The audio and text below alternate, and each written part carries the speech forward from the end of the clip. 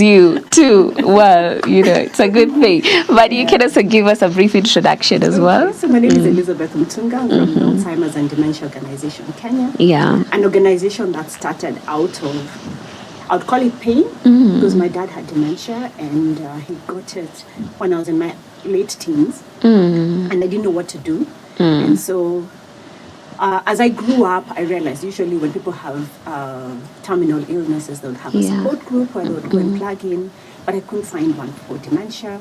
Yeah. So it pushed me to go into that space, and I started a support group, first to deal with me, and then also be able to help others or even learn from others.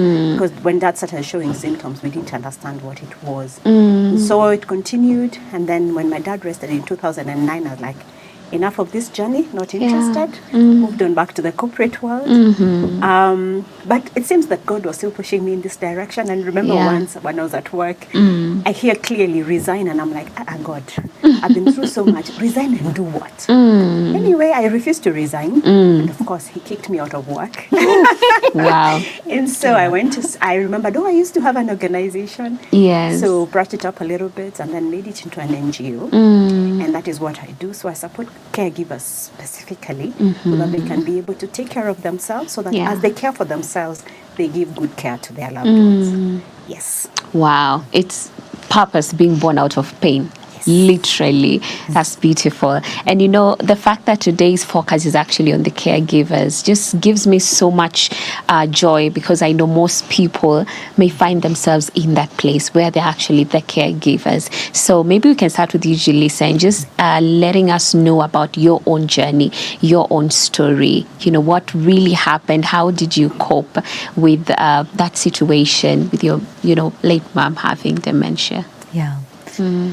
Yeah, so my husband and I moved back to Kenya, and then in 2012, my parents were asked to come back and just be a part of the Daystar community. Yeah. And it was really about 2 years after that my mum started to say, there's something wrong. There's just something wrong. And we're like, you're in your 80s, you've moved around the world, you sold everything, you're starting again. It's just stress, just give it some time. But she's like, no, I can't remember people's names. And she was always so good at that. But, you don't know what's going on. It's like, just relax, just rest. But it just got a little bit worse. And it's difficult to find the diagnosis and the care, or to know who to go to find that. I think they ended up at a neurologist, and they got a possible diagnosis. We kept searching around. It's like, okay, who can tell us what's going on, and what do we do about this? And we got a little bit of help, but there's just not a lot of information here in this country, or people focused on that, because it's a very young population for one thing, so you don't want to put all the resources into geriatric care. True. But when you have, older parents, you want the best for them. So I just got on the internet and searched. It's like, okay, what is possibly going on? What's happening? My father, was looking after my mother, trying to find out, how can we help her? She was put on some medication for dementia, which put her to sleep for, 3 days, sleeping, just kind of put them into la la land. And it's like, well, that's not good. They went to the States to try and get a second opinion. But, it's just, you deal with what you can with the information that you have. But it continues to worsen because there is no cure for Alzheimer's. And it just the person continually deteriorates. And so we watched a very slow, long deterioration of my mother's mind and person. And I think that is one of the hardest things about Alzheimer's and dementia. They call it a long, slow goodbye. And I've had conversations with my father, and he's like, would it have been better that she die quickly, and then you have the shock and the adjustment, and that's really hard, or 9 years of saying goodbye? Because the person that that's your mother, that knows you so well, that is your life partner. My parents were married for 73 years. What? Wow. You're losing them inch by inch. They're still there, And there's glimpses of the person that they are, Yeah. but then they're not. It's like they become a child. They become, you can't, they lose the ability to communicate, to speak, to recognize who you are. They mix up, it's like, oh, this is my father, or hi, I don't know who you are, but I'm smiling at you because I think I know that you're someone important to me, but yeah, what are you doing here? And I think that's a hard thing, is seeing the person that you know and love, but they're not there. It's a shout, but you're still trying to reach through. And it's a grieving process that goes on and on. And you don't have resolution until they rest. And then even then, it's like, well, okay, now what? Because you've spent so much time caring and reaching and trying to help them have quality of life, and trying to take care of yourself and trying to go on with your work or not. So for me, it was trying to navigate the space with my parents, to help my father to find care, because he had his work, I had my work, but we wanted the best for my mom, and finding caregivers who could help us in that journey as well. And there are many wonderful caregivers. A lot of them are not trained in dementia, and so we did a lot of learning together with our caregivers, going to the internet. Okay, what should we be doing with someone who, can't communicate? Oh, all right, caregiver, why don't you try this? Why don't you try that? Just a lot of trial and error. Yeah. And not having a support group. Yes. And I think I even saw the website for Alzheimer's Kenya, but for some reason, I didn't take it seriously. Confession time. Confession time. I'm like, well, I don't know who these people are. I just know Oh my. I don't know. Let me keep going and find somewhere else. And I'm just kicking myself going. Here. Oh Yeah. my. And here you are. Yeah. And it would have been so helpful, because you get to a point where you just don't know what else to do, and you are, not melting down, but you're stretched too thin and you're breaking. And it's like, who can understand me? Who can just give me an encouraging shoulder to cry on? Who can guide me in what to do next, and what's coming next?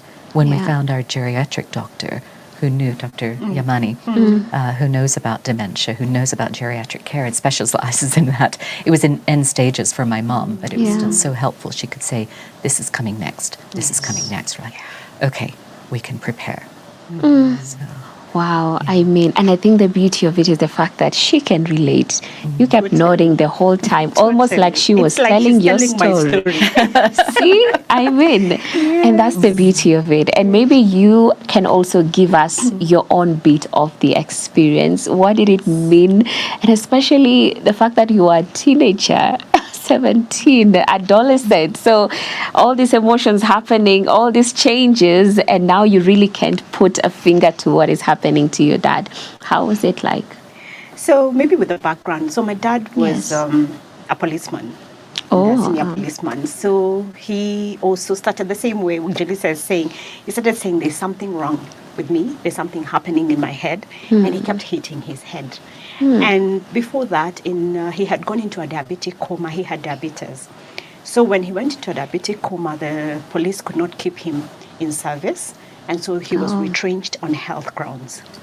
So when he was retrenched, he didn't know how to live as a civilian. I think his whole life he was a policeman, and we lived not in the police quarters, but we had, because he was an OCS, so we had a separate house. But he had the drivers. I mean, even the house was furnished by the police. And so now here we have to move and into the world, into the civilian world. And it took him really long to cope. So as even Julisa was saying, you're thinking maybe it's because of this, that's why he's behaving like this. And you're like, maybe it will settle down. Now we're a second family. My dad had a first wife who died. So my mom got married as a second wife. So we were quite young. So I was in class 5 when he had his diabetes. He went into a diabetic coma. So he moves us into a 4-bedroom Masonite house, beautiful place. And then we had to go to different schools. So we also tried to cope. So that was around 85. Then in 89, one of his daughters from the previous marriage died from cancer. Oh. And that was a downward trend for Dad, because that was the last born. And Dad just changed. Oh. My father was a very loving person. I mean, when I grew up, and my mother knows this, and I think I say it, and I hope she's not watching it, but if she is. So Dad, I would sit with Dad for hours, and he would read from his storybooks, The Princess and the Pea, and, Snow White and the Seven Dwarfs, those kind of stories. And then he would keep reminding me, oh, you can be anything you want to be. And let me tell you, I was Daddy's girl, so we were close.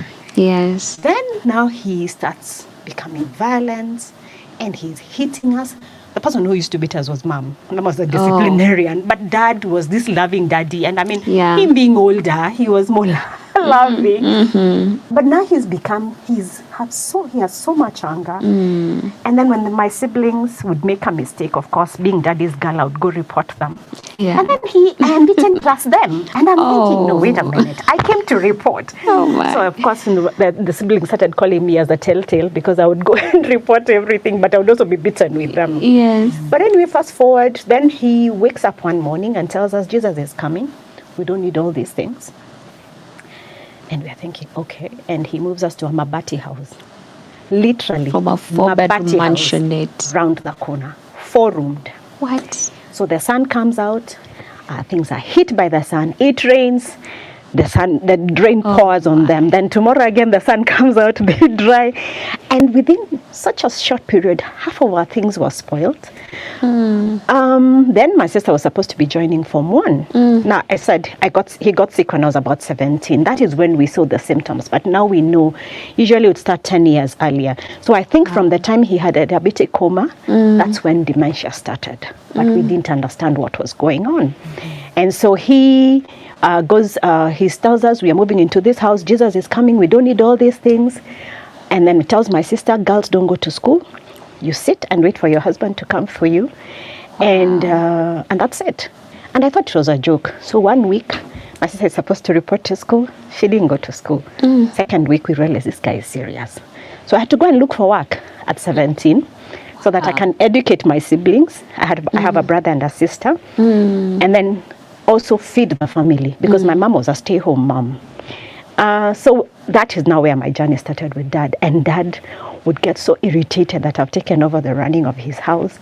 And I remember once he beat me up and broke my hand and asked me, who told you could usurp authority over me? And I'm thinking, I'm trying to help. Yeah. And so, but now what I know, if I, for example, was going to do shopping, I wouldn't have come directly with the shopping. I would have maybe given him, like, even if it's 1,000 shillings, I tell him, what do you think we should do with this money? Involve him, but not make him feel you're taking over his responsibilities. So even being beaten and the hand being broken, I have learned a lot, and now I support caregivers and train them on how best to deal with their loved ones. Another episode, he used to wake up on a Tuesday, and he wants to go to church because he was a believer. And I'm like, no, we don't go to church on Tuesday, we go to church on Sunday. So I took the calendar and I'm marking for him, today is Tuesday, we have Wednesday, Thursday, and I showed him. So here on Sunday is where we go to church. That time my son was 2 years old. My father looked at me and asked me, do I look like your 2-year-old son? Wow. You're trying to show me the calendar because you think I don't know which day of the week it is? Another mistake. So I did a lot of mistakes. And the last one was during my wedding. He was supposed to walk me down the aisle, and he says, no, I'm not your father. Please wait for your father to come, and he'll walk you down the aisle. And I'm like, today of all the days is when you chose to tell me that you're not my father. But in his mind, he doesn't have a child who's as old as I am, because of course his long-term memory all wiped out. He's using short-term memory, all wiped out. He's using his long-term memory. So according to him, I'm not his child. So all those events made me want to support somebody else, because it took us 17 years. Even as Julisa was saying, there's no information. So I had to look for information. Google was my friend also at that particular point, because I don't understand what's going on. And it took us 17 years to get a diagnosis. So we got a diagnosis in 2007, and he rested in 2009. But by then we go into the doctors, and the doctor says, looks like dementia, Alzheimer's type, no cure, deal. And I'm thinking, what are we supposed to do? What are we supposed to do? But it was not all gloom. It was hard, but it also made me go back to school and study and understand dementia more. So with all that pain, something was born out of it. Yeah. But it was quite a long journey to just find help. And now, because of that, that's why I make sure somebody else will not go through that journey for that long. Yeah. Wow. Oof. Oh my goodness. It's the same thing, but different experiences, but definitely really, really touching at the same time. And I'm really curious to know how now you two merged, like at what point? Because she checked you guys online and was like, Sounds fishy. Kenya. I don't know. So maybe Julisa, you can just tell us about how you two coming together, what even drove you to that direction of now partnering and getting now to have more like a support group now, because now you have people who relate to what you've gone through. Well, as I mentioned, my whole area of ministry is theatre, and moving into film. But I like to use theatre to communicate Christ, to help make a difference in communities, to deal with kingdom issues. So for me, that means that I'm not only always presenting a salvation message, but I'm looking at where are people in need and how can I walk with them and be with them in that space, and through that relationship that is developed, then we can move on and point them towards God. But at this point, maybe they need healing, maybe they need education, maybe they need scripture translation, maybe they need salvation. So that's where I look for theatre, whether it's doing theatre for dealing with post-election violence, what the scriptures say, or depression and suicide. What are the issues around that? What does it look like? How do we help people understand that? So I deal with life through theatre, and it's a therapy for me as well as a teaching tool. So when it came to Alzheimer's and dementia and dealing with my mum's condition, I think it was back in 2015, I took my eldest son to the States for school, and I had a few months just to hang out, or 2019. It was 2019. And I was just hanging out, doing nothing, just helping him adjust. And I said, okay, this was when my mom was really getting bad. And it's like, how do I deal with this? I was grieving, and I just kind of sat in a cabin in the woods, staring at the trees and getting healing and praying. And I said, you know what, I'm going to look for a play to do. And there happened to be a play about dementia, kind of a sci-fi type thing, but I auditioned. I received the part of the daughter whose mother had dementia. And it was a very healing thing for me. Going there, I just cried my way through rehearsals. And by the time we got around to the performance, okay, I'm good. I've grieved. I've dealt with this. Okay, we can move on.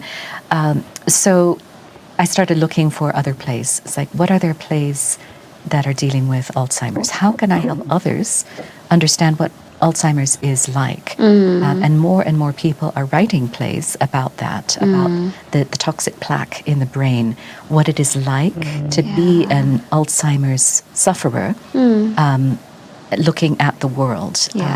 And theatre is trying to set up a situation where the audience kind of gets an inside look at the dementia brain, as well as what it's like for the people around them. Theatre is a way of story, bringing people together, putting it before people, allowing us to look at it, to participate in it emotionally, and then to have conversations around it. So I had several plays that I'd come up with, that I read with trusted people in our ministry. It's like, okay, what do you think about this one? What do you think about this one? We read this one play called In Other Words, and we're like, yeah, wow. This is showing you some of the Alzheimer's brain. It's showing the the burden on the wife of the husband who's developing dementia. This is a beautiful play that I think would very easily be understood and related to in Kenya. Why don't we do this? And directing the play is Mugambi Nthiga, whose father is also suffering from dementia. So we both have a very personal connection to it. Yeah. So we wanted to do it. And to me, it was very important. It's like, all right, this is a play to help people understand what my mom went through, to reach out to people who are going through this as well. But I don't want to just put a play on stage, do the play, get people into an emotional state, weeping, everything, and then it's like, and play's done. Goodbye, thank you very much, and move on. I think that does a disservice. It leaves people, all emotionally wrought and going, now what do I do with it?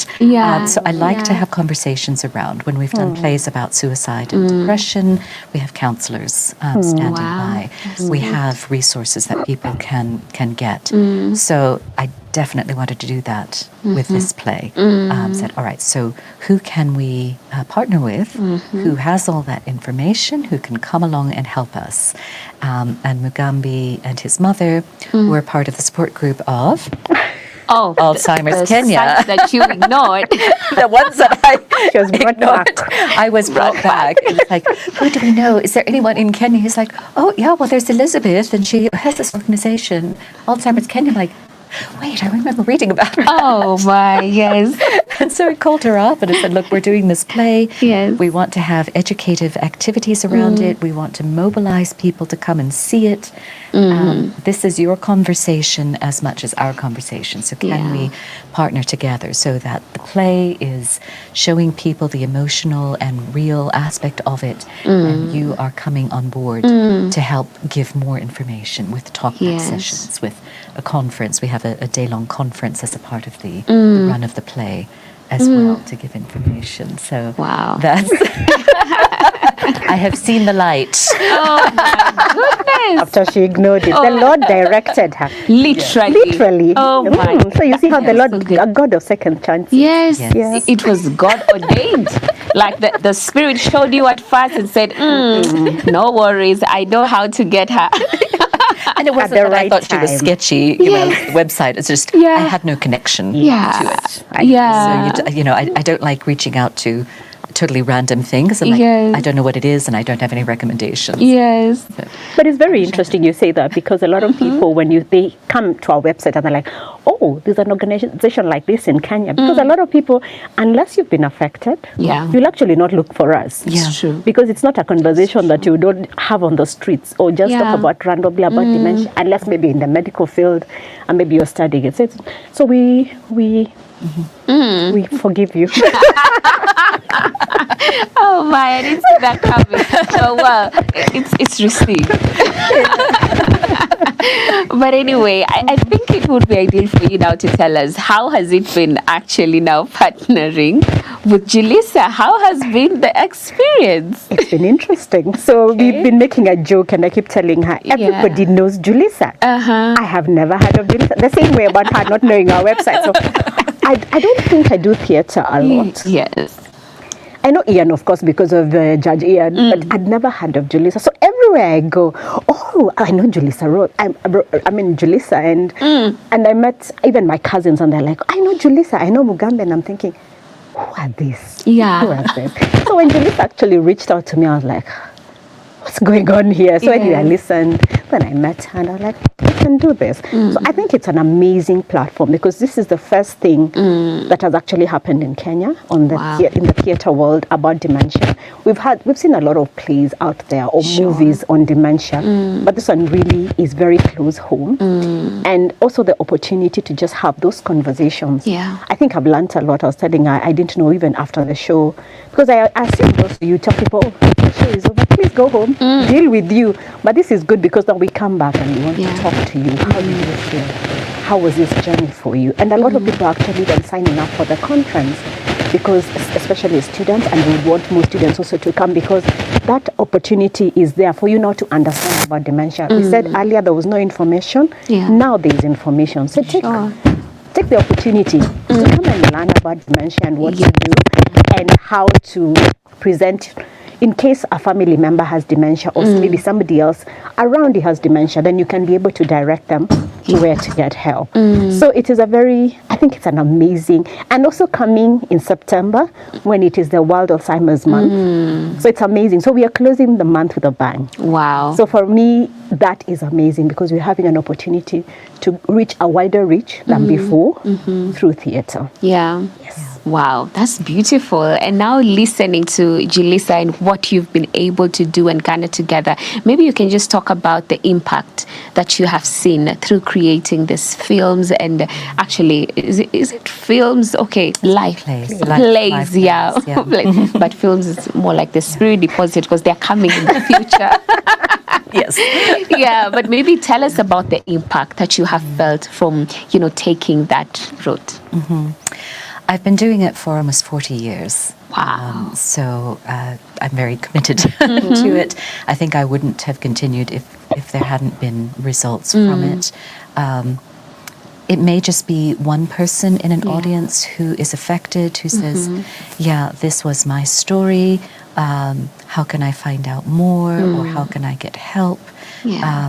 I've done plays about missionaries, working with abused children. And, I still remember one lady particularly who just came up in tears. It's like, oh, this is my story. I was an abused child. Even though my story took place in India and she was in America, Wow. there was that connection. Yeah. And I think that's the beauty about story and film, live theatre, is the ability to have a little bit of universality. It's like the form of the story, the details may be culturally specific, but the experiences are still there. And to be able to reach through and say, you're dealing with this, so is this person on stage. We hear you. And I think that's a big part of it is for the audience to be heard. Sure. And that starts a conversation.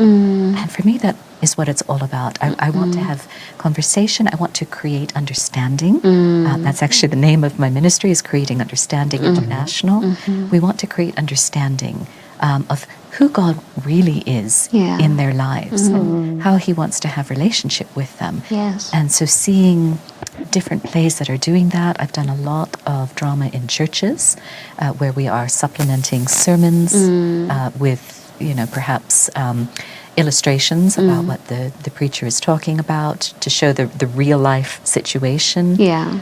Or just responding to things in society, like the Gen Z protests. I pulled out a play that I'd written back at the post-election violence. Wow. And we did that again and had conversations around it. It's like, all right, this is, people are saying, where's the church in all this? Yeah. We wrote about that. We talked about that.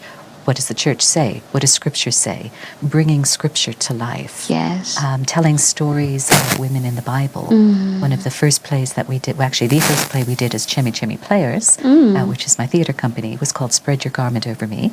And it was the story of 15 women in the Bible, people like Rizpah. Do you know who Rizpah is? No. Rizpah was a concubine of King Saul. Oh. And her two sons were one of those killed by the Gibeonites in retribution for breaking of a pact and hung up and refused burial. And she sat there for 6 months guarding their bodies. Deep things. And the monologue that was written about it by the playwright is still so relevant today to women going through warfare and seeing their children killed. And to be able to do that and for the audience to watch that, and they know that, okay, this is a Bible character, but wow, the things she went through are things that we're going through today. That's true. And for people to make those connections, that's what it's about. And then we continue the conversation in as many ways as we can.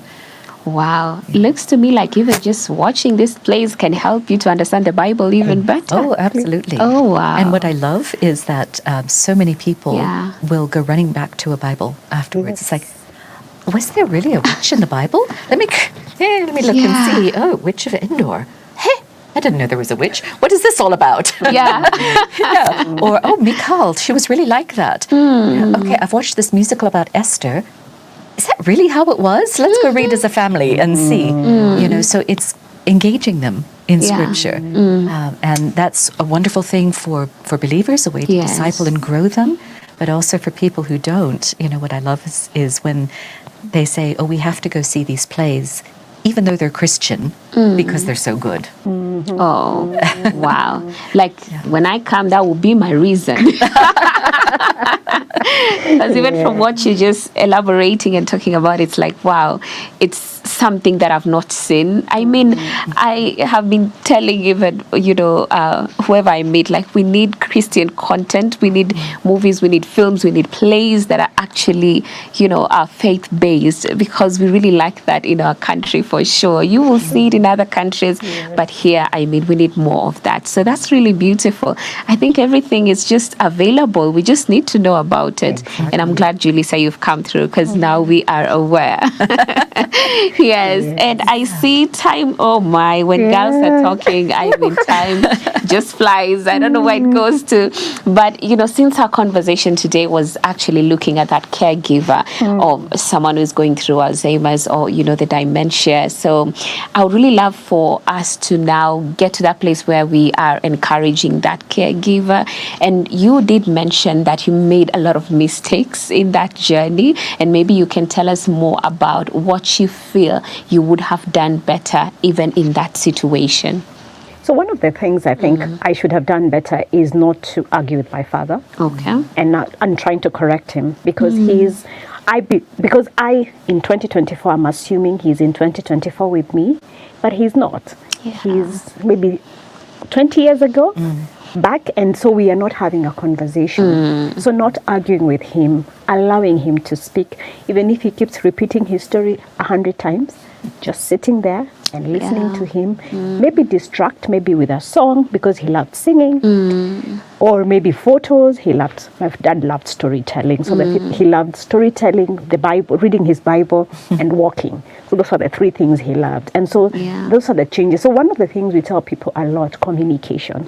That is why I like this play, because it is called In Other Words. These are words that are not spoken, but they are trying to speak out.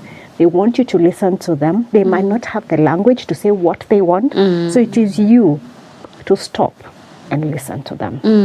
A lot of time we have the answer and we want to tell them what they need to do. No, you shouldn't go to the bathroom there. You should go here.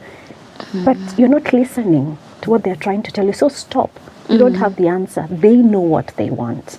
So that is one of the things I always tell caregivers, let us listen. Because through those mistakes, I got a few beatings. And I wouldn't want you to go through that. And that's also the other thing as a caregiver. Don't stop your life. Your life still continues. You heard when Julisa was saying, after the care, what next? And because you stopped everything because you're a caregiver, then you don't know how to come back. And I remember, like, when my dad died, yes, like Julisa said, it's a long goodbye. Yeah. And you grieve and grieve. I mean, Dad was sick for 17 years?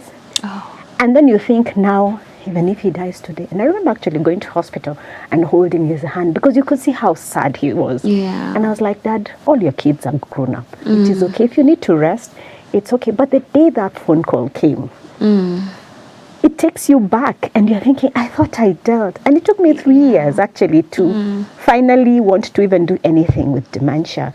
So don't take care of yourself as you're taking care of your loved one. Always remember they have a say. And above all, there's once I went to train, and also Julisa had mentioned, there's no cure at the moment. And so I went to train this family, and the family said, Madam, I think you're wrong. You said there's no cure on dementia, but I think there's a cure. And I was like, oh, enlighten me. And then he said, there's love.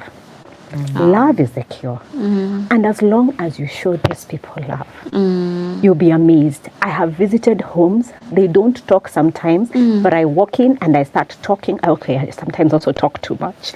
But I talk to them and I tell them I'm here, and I start singing with them. And something comes out of them.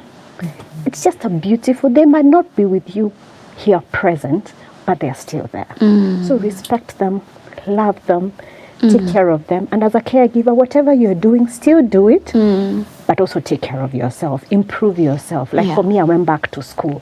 When my dad got sick, I had to stop school, but I have gone back to school. I have my degree. I have now my master's. Very soon I'll be doctor. Wow. Somebody. Anyway, Dr. But what I'm trying to say is don't give up. Don't give up. It's life. And God has put you through that journey now. Yes, it's painful, but out of that pain, what can you pick? Because if that pain was not for you, it was for you to go and comfort somebody else. It's true. So always remember when you're going through that journey, yes, it's hard, but there's something else that you need to go and give to the world. Yeah. Wow, that's powerful. I mean, it reminds me of the verse that God comforts us so that we can comfort others with the same That's comfort what I use. He has That's my comforted Bible us. verse. Oh, that's beautiful. And I'm curious to also hear your version of it. You know, what would you tell caregivers having literally walked in their shoes? Yeah, I think what Elizabeth has said is so true. For the caregiver, a lot of patience, because they will tell the same story over and over, and it's the first time they've told it in their mind, even if you've heard it for the 10th time that day. And you can't argue with them and say, no, it's not Tuesday, it's Wednesday, or I've heard that story. You just go with it. And I think that's such a beautiful statement. Love is the cure, but also music. Music is a help. Finding activities to engage with, keeping the brain as fit and healthy as it can. It's like, our caregivers would do manipulation of her limbs to keep them active. We need to manipulate the brain as well as much as possible through puzzles, through activities. I made my mom a fidget blanket, which had different textures and things that she could do. But she was also a musician, and there is something about music, and research is showing this and bringing this, and the play is taking this approach as well, that music can reach through into memory, and it's like a thread that is leading some recognition out into the real world. So I would sit with my mom when she'd be getting upset, or when she was just sitting there. I would get a hymn book, I would sit down and I'd start singing, and she would lean over, she'd look at the music, and before I knew it, she was harmonizing with me. Wow. And it's the most beautiful thing, where she would go to the piano and try and play with her arthritic fingers and everything, and she could hear the music in her head, and she wanted to get it out there. So finding those things that help the patient, but then, from the caregiver's perspective, focus on the patient, and then have the times where you can care for yourself. Yes. Because you can't just go day after day after day True. without a break. Yeah. And you can pour from an empty cup. So there's that filling up your cup as well. I mean, I can't believe time is so much spent. We have 3 minutes to can you imagine? Like, we haven't even gone on break, but time has really flown. But it is well. I believe that you guys will come back again, because there's just so much to talk about. And at this moment, I would love to just allow you to share your social media handles, how people can, catch up with you and tell us about any upcoming project that you want people to be part of. You can start with you, Elizabeth. Okay, so our website is www.alzkenya.org, where Julisa did not want to come. People should come to. And then our Instagram is at alzkenya, and our Twitter. So we do a lot of, also on Facebook, if you look for Alzheimer's and Dementia Organization Kenya, so you'll find a lot of information about what we are doing. Beautiful. So people can catch up with you guys, and it is a safe link to press on. It is a safe They link. can definitely. And even if you reach out and write an email and say, come and talk to me, we will have somebody coming to support you. Wow, that's beautiful. And also, Julisa, you can tell us more, and especially about the play that's coming up. Sure, thanks. So our ministry website is creatingunderstanding.org, and you can see a lot about our missions, ministry, leadership, performing arts and film things there. Chemi Chemi Players is our most visible face. So you can find us on Instagram and Facebook under Chemi Chemi Players, and follow us there, and that will give you information about the plays that we have coming up. For this play, in other words, you can go to madfun.com to get tickets, and that will give you all the information about the times of the shows, and the prices and the dates, all that. It's Friday, Saturday, Sunday, Sunday, one show Friday, 2 on Saturday, 1 on Sunday. Madfun.com. If you want to come to the conference, probably the easiest thing is to email chemichemiplayers@gmail.com for the information and the link for registration, or just direct message us on our Instagram, chemichemiplayers, or even email altskenya.org, and we can get the information to them about that. All right. Or show up at 9 o'clock on Saturday at Louis Leakey Auditorium at the museum and register then. Beautiful. Wow. This has been so wholesome. I've gotten to enjoy, I've gotten to learn, and also get a bit of an understanding about the mind of the caregiver and what they actually go through. But I think the most beautiful part is you allowing us to learn from the mistakes you made and also from the lessons that you learned as well. Yeah. So thank you so much for coming through, and you're most welcome once again. This is your home, so you can always bring Julisa back. You've been now here that we will be as tight. We'll be joined to the hip.